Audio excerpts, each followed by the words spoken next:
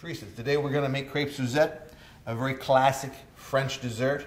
It is prepared in the dining room in full view of the guest. There are a few things that are prepared in the back of the house, the first one being the crepe. Okay. It is a batter of eggs, milk, flour, pinch of salt, and a pinch of sugar. Because it is a dessert crepe, we want to make it a little bit sweet.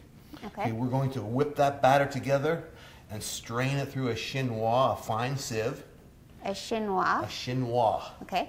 Which is a fine sieve. And strain any lumps out of it so it's a very smooth batter. But then we're going to take about 4 ounces of whole melted butter and add it back into the batter. The purpose of adding the whole melted butter would be to add flavor and to help the crepe from sticking to our pan. So you don't have to oil the pan. We don't have to oil the pan. Okay. Okay, the temperature of the pan, though, is very important. If we have a temperature that is too hot, our crepe will blister and burn and get too dark. Yeah, we don't want that. We don't want that, no. If it is not hot enough, the crepe will most likely stick to our pan. Okay. Okay, so we want to take about 1.5 ounces of our batter. And our batter, after it's made, needs to sit a minimum of 30 minutes. This relaxes the gluten in the flour and allows us to have a more elastic crepe. Okay, so do you leave it out? Do you leave it out or you put it in the refrigerator? In the refrigerator. Okay. Okay, so I want to take my 1.5 ounce ladle and I'm going to pour it into my pan all at one time. And then I'm going to roll my pan in order to produce a nice, thin, light crepe. I'm just going to roll it all the way around the edges. Okay, now do you always make the crepe in this size pan? This is the typically size the crepe that I would use. Okay. If I was making a crepe, a savory crepe with stuffed chicken and mushrooms, I'd use the same size crepe. Okay. Okay, I want to cook my crepe completely on this side. The side that's in the pan now is going to be my presentation side. I'm going to take my spatula and just run it along the edge here. If it sticks slightly, a technique that I would use would be to take it and just tap it, and that would loosen it. And you can see it come to the side.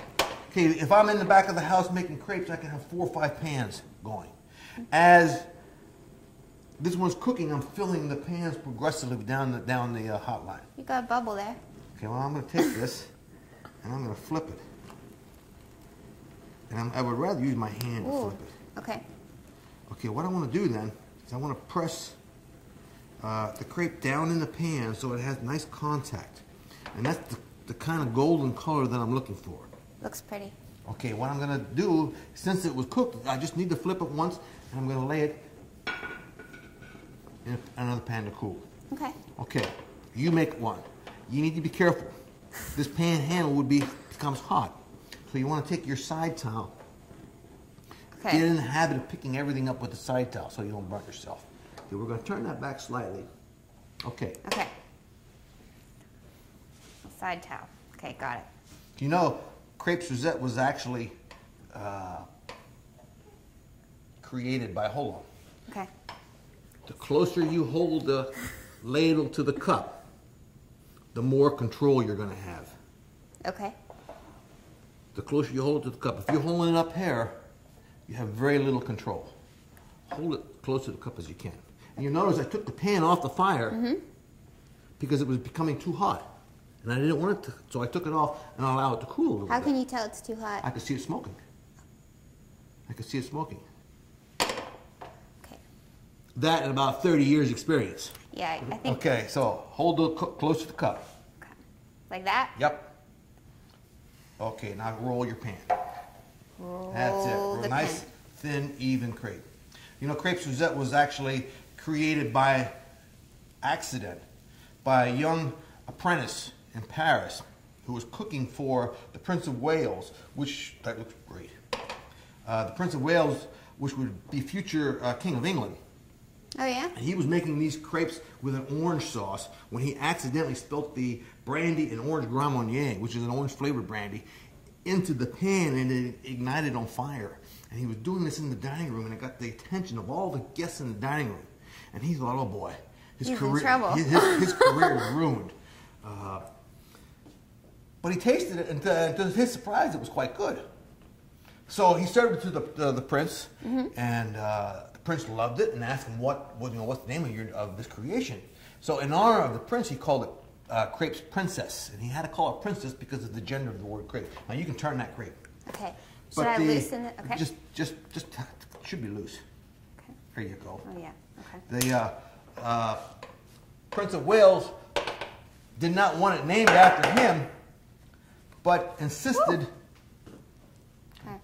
Okay, a little bit darker. That's good. That's good. But insisted that he call it in honor of the companion that he was with, and then asked to have it called Crêpes Suzette, which he did. So Suzette was his girlfriend. Well, it was his companion. Oh, companion. Okay. Okay, let's go ahead and make another one. Okay. Am I making this Yeah, one? go ahead and make them all. Okay, we're going to make 4 crepes for this dessert. It's 2 crepes to an order. So we're actually going to be making 2 orders. Okay. So we're going to be making 4 crepes. One for me, one for you. That's good. Okay. Okay, Teresa, now that we have our 4 crepes made, we're going to be making the sauce for our crepes. And from this point on, the entire preparation would be done in the dining room in front of the guests. Okay. What happens if you were in the dining room and you were to order Crêpes Suzette? They would have the rechaude or burner, the crepe pan, and all the mise en place, all the products on a cart. Mise en place. Everything is prepared. Okay. All the prepared products. On a cart, and that cart would be called a guéridon, and it would be pushed out into the dining room in front of the guest. So you're sitting there with your guests, and they're going to prepare it from this point on in the dining room. We're going to take about, since we're making for 2, we're going to take about 3 tablespoons of whole butter. Okay, we want to add it to our pan, but we do not want it to brown. Whole butter? Whole butter. Does that mean it's unsalted? It's unsalted butter, but it's compared to clarified butter. Oh. What's the difference between whole butter and clarified butter? Well, the clarified butter, the milk, solids, the whey, and impurities have been removed from it, and all we have is 100% butter fat. If I was going to clarify a pound of butter, I'd only have about 12 ounces of clarified butter. Oh. But the advantage is the smoking point of the butter is a lot better. Okay, now that we have our butter and melted, we're going to add a little bit of vanilla sugar. What's that in your sugar? What I've done is I've taken a vanilla bean and I've split it lengthwise and put it in about 2 cups of sugar. It smells good. And I allowed it to sit for about a week. And that vanilla flavor permeates our sugar. And I'm going to take about 2 tablespoons. Yeah, let's make it 2.5? 2.5. We like sugar. Yeah, we like it sweet. 2.5 tablespoons of our sugar, and add it to our melted butter. We're going to take a little bit of orange zest, add it to our butter and sugar mixture, and we're going to take some fresh orange juice. So I'm not supposed to get the carton out of the fridge?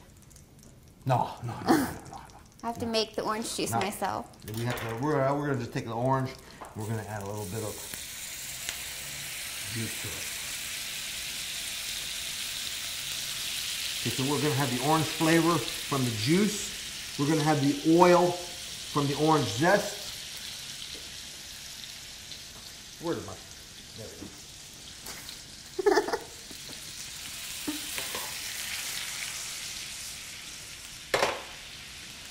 These are seedless oranges, right? Yes. Okay. I need not worry about seeds.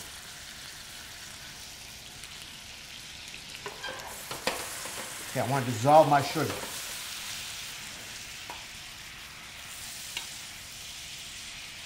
It smells good.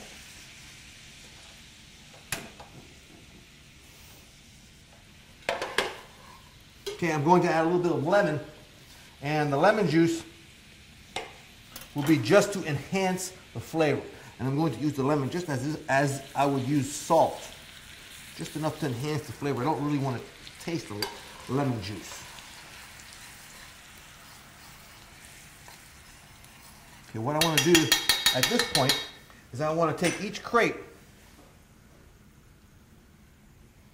and put it into my sauce, coat one side, flip it over, fold it in half, and then fold it in half again.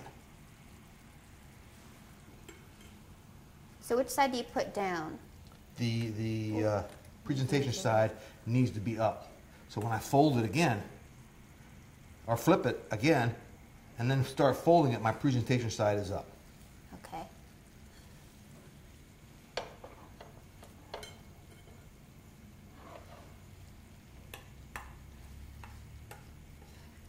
I want to make sure I coat every portion of the crepe that I can.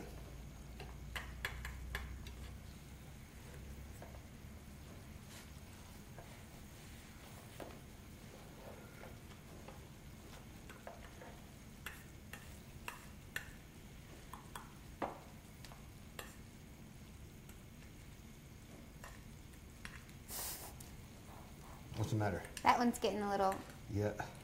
This one's a little crazy. Thin. This one's a little thin, but I want to get it all coated. There we go. Well, you're good at that. I want to get it all coated. So I have them in my pan. I have my sauce cooking. I'm going to pour in some brandy and some Grand Marnier, but for safety, I want to remove my pan from the fire, so there's no chance of catching. Okay. And I'm going to pour it on the end. You don't have to measure it? Well, Just put a little bit in well, for you, I'm going to put a little extra in. I'm going to need it. No, I'm going to put about just about an ounce of each in, and that's just a little bit. I'm going to allow it to flame. I want to cook the alcohol off of my sauce. So the alcohol is going to be gone, and the only thing that's going to be left would be the flavor of the Grand Marnier, the orange brandy, and the flavor of our brandy. So I'll allow this to cook. And this is the presentation in the dining room and to the guests. Turn the lights down so they can well, see. the light would be low in the dining room, nice white tablecloth. I'd be right in front of the guests. You know, depending upon the reaction of the guests or their interest, I would explain to them how it was created during my presentation. Okay, when the fire has burned out, I want to take my crepes and line them on a pan. We're going to give 2 crepes to an order. Now, did you make that orange zest yourself? Yes. Okay, we're going to make a little orange zest here. Because I don't know how to do that. You have to show me. We're going to make a little bit of orange zest here right now. Pour a little bit of sauce.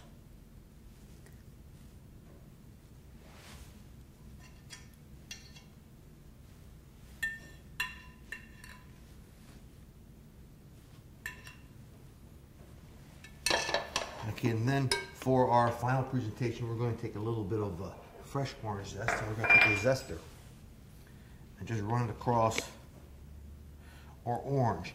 We need to be very careful. We only want the outside skin. If we get into the pith of the orange, it becomes bitter. Now, I don't have one of these at home. So, can you get those at the grocery store? Any kitchen store. Okay. Any kitchen store. Because it makes it look Okay, we're going pretty. to put a couple little fresh orange zest on each one. Okay. There's our Good Crêpes job. Suzette.